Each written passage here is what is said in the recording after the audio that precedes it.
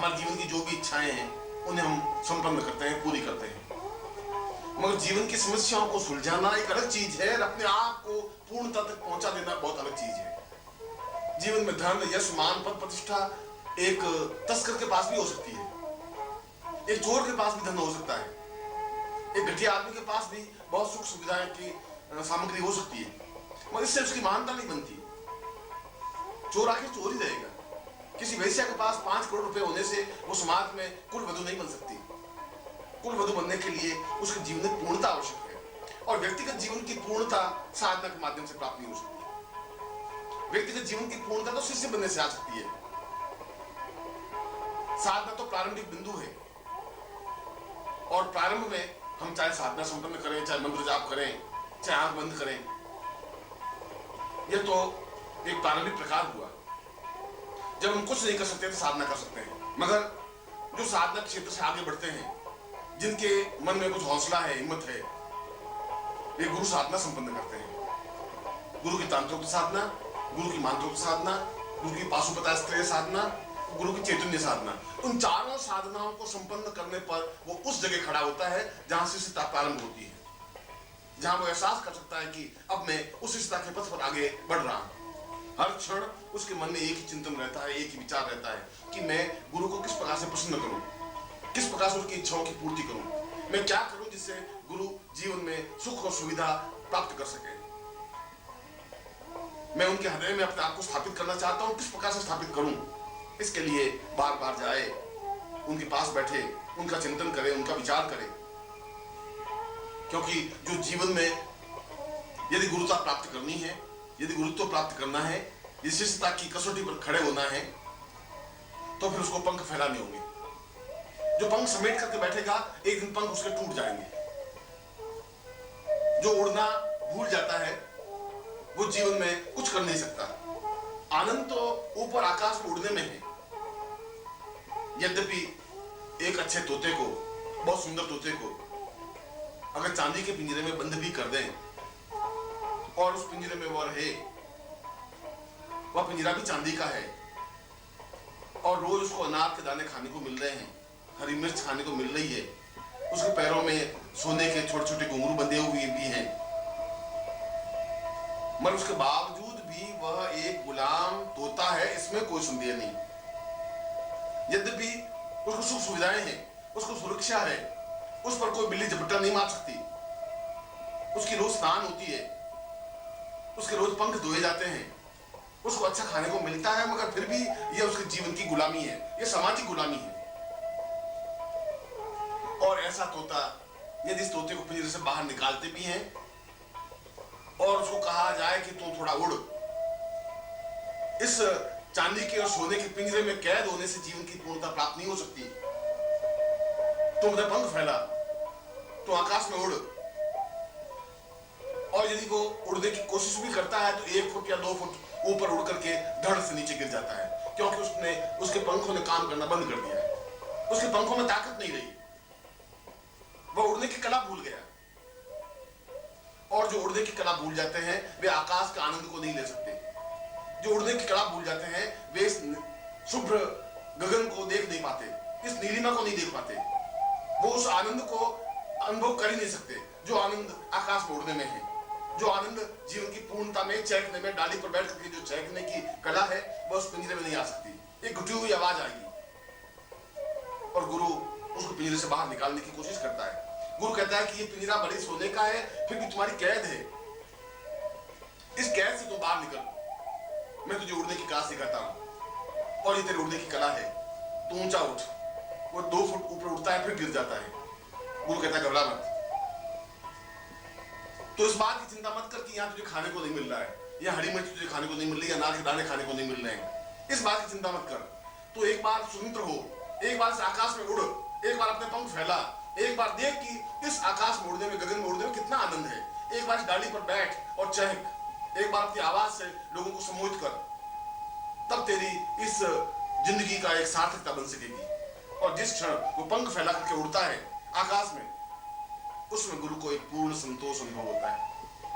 उसमें उसको अनुभव होता है कि वास्तव में मैंने एक तोते को, मैंने एक जिंदगी को एक धड़कन दी, एक चेतना दी, एक प्राण चेतना दी, उसको ऊंचा उठाया, उसके पांवों में एक ताकत दी, उसके पंखों में हमने क्षमता भरी उड़ने की। गुरु का काम केवल उड़ना सिखाना है, आकाश में, निरभ्र आकाश में, जहां पर ओर छोर नहीं है, उस आकाश में जिसका कोई अंत नहीं है, जो एक छोटे से घेरे में आबद्ध नहीं है, जो कहीं पर भी स्वतंत्र रूप से उड़ सकता है और पूरी सृष्टि को नाप सकता है, और जो अपने पंखों से पूरी सृष्टि को नाप देता है, वो सही अर्थों में आनंद की अनुभूति करता है। इसलिए गुरु को मृत्यु कहा गया है। इसलिए मृत्यु कहा गया है कि गुरु जब शिष्य उसके पास आता है तो गुरु पहले उसको मृत्यु देता है। मृत्यु देने का तात्पर्य है कि तुम्हारे पास जो कुछ है मैं उसको समाप्त करता हूं। जो तुम्हारे पास छल है, जो कुछ झूठ है, जो कपट है, जो असत्य है, जो व्यभिचार है, मैं उसको समाप्त करने की क्रिया सिखाता हूं। गुरु को मिटाता है, समाप्त करता है। शिक्षक और गुरु में यह अंतर है। शिक्षक उसको भरता है, उसको गणित सिखाता है, उसको बॉटनी सिखाता है, उसको फिजिक्स सिखाता है, उसमें और ज्ञान भरने की कोशिश करता है जो कि उसकी आजीविका के लिए आवश्यक है, मगर गुरु को खाली करता है। ये गुरु और शिक्षक में अंतर है। गुरु कहता है कि ये तेरे अंदर जो छल है इसको तू दूर हटा, ये कपट है, ये जीवन की न्यूनता है, ये घटियापन है, ये पिंजरे में बंद रहने की जो कला है इसको तुम छोड़ दे। जो अपने आप को तुम सुरक्षित अनुभव कर रहा है ये सुरक्षित नहीं है, इसमें आनंद नहीं है, इसमें तृप्ति नहीं है, इसमें चहक नहीं है, इसमें उड़ने की कला नहीं है। इसलिए गुरु मृत्यु को देता है, मार देता है, समाप्त कर देता है, और समाप्त करके जो कुछ नया उगता है वो अपने आप में शिष्टता होती है, वो अपने आप में जीवन की पूर्णता होती है। ये जीवन का सौभाग्य मिले कि हम गुरु के पास जाएं और गुरु में मिटा दें। कोई ऐसा क्षण आए कि हम गुरु के चरणों में जाएं, वो हमें मृत्यु को दे दे। हमारे इस व्यभिचार की मृत्यु, हमारे दुखों की मृत्यु, हमारे कष्टों की मृत्यु, हमारी पीड़ाओं की मृत्यु, ऐसा क्षण तो आए, ऐसा सौभाग्य तो प्राप्त हो कि हम उनके चरणों में बैठे और वो हमें मृत्यु और माम अमृतम गमय, उस मृत्यु से अमृत्यु की ओर आगे अग्रसर करे, उस पगडंडी पर हमें प्रेरित करे जहां अमरता का रास्ता है। इसलिए तो गुरु को एक मिटाने की कला करने वाला कलाकार बताया गया है। इसलिए तो गुरु को आकाश में उड़ने की कला सिखाने वाला गुरु कहा गया है। इसलिए तो एक मामूली से सावक को, एक मामूली से बच्चे को कुलाचे भरना गुरु सिखा देता है। गुरु बता देता है कि ये पूरा जंगल तेरा है, इस जंगल में अगर तू कुलाचे नहीं भरेगा तो ये जंगल अपने आप में मुरझा जाएगा और तेरे पांव में ताकत खत्म हो जाएगी, और जिस दिन तेरे पांव में ताकत नहीं रही उस दिन तुम्हें कोई भी झपट्टा मार के मार देगा, उस दिन मृत्यु तुम पर हावी हो जाएगी। मगर तुम्हें मृत्यु पर पंजा लड़ाना है और मृत्यु की आंख में आंख डाल के खड़ा होना है तो फिर तुम्हें कुलाचे भरनी पड़ेगी, हिम्मत तो जोश रखना पड़ेगा। तो इस सारी व्यवस्थाओं को छोड़, इन मजबूरियों को छोड़, अपने इस दीनता को छोड़ दे, जो तेरे मन में भय है, जो तेरे मन में दीनता है, इसको समाप्त कर दे। एक बार अपने आप को मिटा। मैं तुझे मिटाने की कला सिखाता हूँ, मैं तुझे मृत्यु की कला सिखाता हूँ, क्योंकि इस मिटाने की कला के ऊपर जो कुछ मैं निर्माण करूंगा वो अपने आप में अद्वितीय होगा, श्रेष्ठ होगा, जीवन का एक पुण्यदायक कार्य होगा।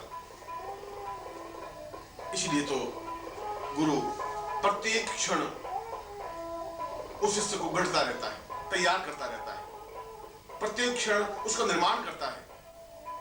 जिस प्रकार से कुम्हार एक मिट्टी के घड़े को माटी से मिट्टी का घड़ा बनाने में भीतर भीतर सहज के बाहर बाहर चोट, भीतर बिल्कुल हाथ रखता है जिससे कि उस घड़े को नुकसान नहीं पहुंचे, तकलीफ नहीं हो, और बाहर उस पर चोट करता रहता है, इसलिए कि वो तैयार हो जाए, इसलिए कि वो आगे जाकर घड़ा बने, इसलिए कि आग में जल करके, आग में पक करके वह पूरे कलश का रूप धारण करे, घड़े का रूप धारण करे, इसलिए करे कि उसमें जो जल भरा जाए वो ठंडा रहे, इसलिए कि कल वो घड़ा 1000 लोगों की प्यास बुझा सके।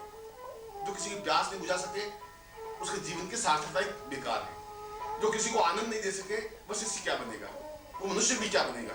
जो शिष्य नहीं बन सकता वो मनुष्य भी नहीं बन सकता। देवता बनना तो बहुत दूर की बात है।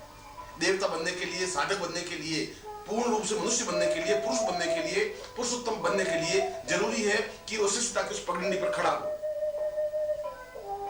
वो पगडंडी चाहे टेढ़ी मेढ़ी हो, वो पगडंडी चाहे कांटों से भरी हुई हो, ये कोई जरूर नहीं है कि तुम जिस पगडंडी पर बढ़ो उसमें फूल खिले हुए हो, और जिस फूल खिले हुए हैं उस पर तो कोई गठिया से गठिया आदमी भी चल देगा, उसमें ताकत और साहस और क्षमता की जरूरत नहीं है।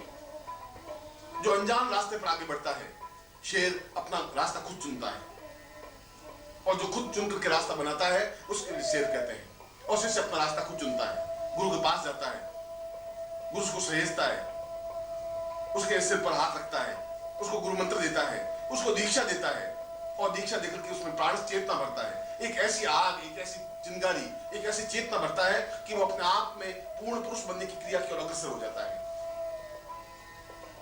और जब वो आगे की ओर अग्रसर होता है तब मनुष्यता का पहला पग भरा जाता है, तब पहली बार इंसानियत जन्म लेती है, तब पहली बार वसंत खिलता है, तब पहली बार उसको एहसास होता है कि जीवन का आनंद क्या है, जीवन की सार्थकता क्या है, जीवन का प्रेम क्या है, जीवन का मूल्य और जीवन का रहस्य क्या है।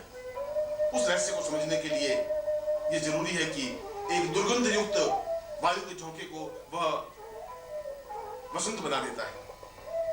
एक मामूली से पोखर में पड़े हुए पानी को बाष्प बना करके, गर्मी दे करके उसको ऊंचा उठाता है, बादल बना देता है, और वो बादल आगे जाकर के जब बरसता है तो गंगा नदी बनती है, जो हजारों करोड़ों लोगों की प्यास बुझाती है। उस गंगा नदी की सार्थकता है, उस गंगा नदी की पूर्णता है। उस पोखर के पानी को गंगोत्री बना देना गुरु के हाथ की बात है। गुरु ऐसा कर सकता है और किसी के हाथ की बात नहीं है। गुरु उस पोखर को भी एक स्वर्णिम गंगा बना देगा, उस घटिया सुगंध को भी, उस हवा के झोंके को भी एक पवन बना देगा, एक वसंत बना देगा। एक मामूली से इंसान को वह एक तेजस्विता युक्त शिष्य बना देगा। एक मरे हुए उस तोते को आकाश उड़ने की कला सिखा देगा, उसको हंस बनने की कला सिखाएगा, उसको पूर्ण रूप से शेर बनकर के इस समाज में जीतने की, इस संसार में विजय प्राप्त करने की ज्ञान चेतना दे पाएगा। मगर इसके लिए, ये सब कुछ प्राप्त करने के लिए पहला कर्तव्य और धर्म यह है कि वह शिष्य बनने की कला सीखे। पहला यह है कि वह गुरु के चरणों में पहुंचे। इसलिए नहीं कि वह गुरु मंत्र ले ले, इसलिए नहीं कि वह वहां जाए और वापस लौट जाए, ऐसा नहीं।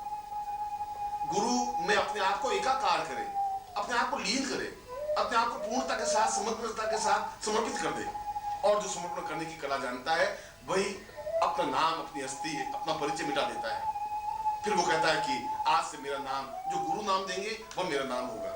इसलिए गुरु उसको नया नाम देता है और नए नाम से परिचित होता है। फिर इस बात की चिंता नहीं होती कि यह समाज इतना सुंदर है, यह समाज मेरी पत्नी है, पुत्र है, बंधु है, बांधव है, भाई है, पति है, ये सब कुछ व्यर्थ और बेमानी हो जाते हैं, क्योंकि वह एक देव पुरुष बन जाता है, क्योंकि वह एक ऊंचे स्तर का व्यक्ति बनने की ओर अग्रसर होता है। उसके लिए रास्ता खुला होता है, वो आगे की ओर बढ़ने की कला सीखता है। उसका प्रत्येक क्षण मधुरता के साथ व्यतीत होता है, वो प्रत्येक क्षण को सार्थक करने की कला जानता है। यही तो जीवन की श्रेष्ठता है। इसलिए मैंने कहा कि गुरु बनना बहुत कठिन कार्य नहीं है। गुरु तो कोई भी बन सकता है, नकली रूप में भी, असली रूप में भी, मगर नकली शिष्य नहीं बन सकता, पाखंडी शिष्य नहीं बन सकता। शिष्य बनने की पहली कड़ाई यह है कि वो अपने आप को मिटाए, अपने आप को उत्सर्ग करे, अपने आप को न्योछावर कर दे, अपने आप को मिटा दे। और ऐसा शिष्य जिस क्षण बनने की कला प्रारंभ होती है, उसी क्षण से मनुष्यता जन्म लेती है। हम इस पूरे राष्ट्र को, इस पूरे विश्व को सही मनुष्य बनाने की कला जानना चाहते हैं। हम चाहते हैं कि नया मनुष्य का निर्माण हो। हम चाहते हैं कि ये जो मनुष्य हैं ये घिसे पिटे हैं, इनके रूढ़िग्रस्त हो गए हैं, इनका चिंतन, इनका विचार बुढ़ा हो गया, वृद्ध हो गया है। ये समाज अपने आप में खोखला और बेकार हो गया है। जहां 5000 वर्ष पहले जो समाज था, ठीक उसी प्रकार का समाज चल रहा है।